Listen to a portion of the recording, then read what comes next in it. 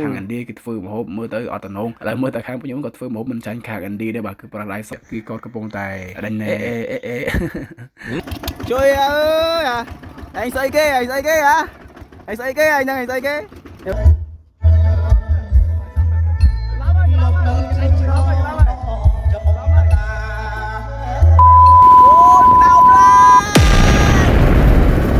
សួស្តីពុកម៉ែបងប្អូនទាំងគ្នាឃើញថាមករយៈចាប់ពីខែ3រហូតដល់ខែ4នេះគឺក្តៅខ្លាំងមែនតើនេះគឺជាកម្មវិធីការរបស់ក្មួយនៅក្នុងភូមិលបាំងមួយដែលធ្វើរបៀបបងប្អូនជនជាតិដើមភាគតិចក្រឹងប្រៅអីចឹងណាហើយនេះគឺជាកម្មវិធីកាប់ចិញ្ច្រាំគោឃើញថាមួយស្អីគេធ្វើទេបាទថាតាពីនោះតាពីឃើញថាកម្មវិធីចាប់ពីខែ2ខែ3ខែ4គឺជាកម្មវិធីការញឹកញាប់មែនតើដែលបងប្អូនគាត់លក់ដាច់ខ្លះហើយដោយសារអីបងប្អូនគាត់ខំប្រឹងលក់ឲ្យដាច់មុនចូលឆ្នាំដើម្បីចូលឆ្នាំមានគ្នាដែលលេងអីចឹងណារីឯអ្នកខ្លះទៀតក៏លក់មុនដាច់ហើយអ្នកខ្លះទៀតក៏អត់ចង់លក់ហើយអ្នកខ្លះទៀតក៏ចោលតម្លៃអត់ទាន់ត្រូវនិយាយថាបងប្អូននេះគឺជាសកម្មភាពដែលពួកខ្ញុំធ្វើម្ហូបសម្រាប់ទទួលភ្ញៀវឃើញអត់បងប្អូនដៃបងប្អូនគុំថា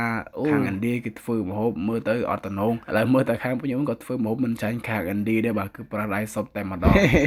មែនតើដៃពួកខ្ញុំគឺលាងស្អាតខ្លាំងមែនតើមុននឹងមកធ្វើម្ហូបអីចឹងណាបងប្អូនកុំឲ្យថាអត់មានផាសុខភាពអត់មានការអនាម័យចឹងទៅនេះគឺជាខាងសកម្មភាពចុងភៅខាងភិភាគឺគាត់កំពុងតែដេញណែ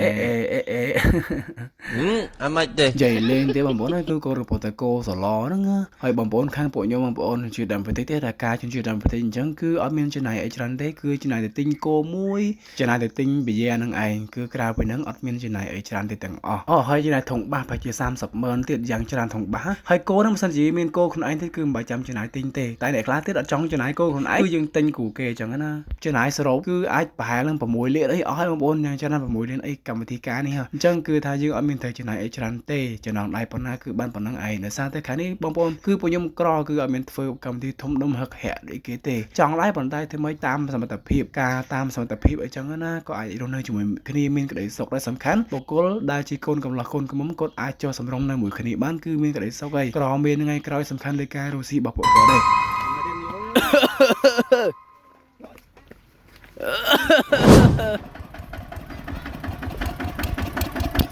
ជួយអើ